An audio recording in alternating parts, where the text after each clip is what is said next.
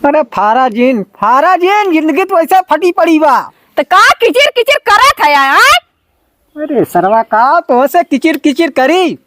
सरवा जौन हुए मेहरारू जौन है ना अहमियत जौन दुइये मनाई जाना थे के एक जौन शादीशुदा होते ना और एक कुंवारा। और ये ना समझ पात ना उस सार रड़ुआ एकदम साधु को भेष में घूमत था। हाँ बात एकदम सही कहा।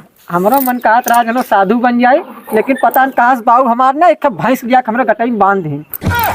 तू भगवती माई ले भैंस एक मेहरारू। हां भैंस अगर छूटा नहीं खूटा था ओड़िया मारे नहीं अगर छूट गईली ना तो समझ ला तो आज छिछी दे दे रहा जाइए चाहे राबा चाहे एकदम पार हो जाबा तू। तो और बाऊ काला ना देखा हमार बाऊ ना ले हमरे बेटवा से बियाह कल क्यों ना पूछत था। हम ना जानत रही जौन हुए लड़ाकू विमान हो ना तो कैले ना सरवा। अरे भगवती काटा तोर हमार जोड़ी जचबे ना करैले पता न कहां से फंस गईली एकदम से। हम तो सरवा बच बचाए के रहे तो कहियो पलटी जिन मार दे हमरे ऊपर हमार जनो निकल जाए जौन भैंसी मतिन हो। अरे राम रे चुप रहा खोपड़ी कस का था।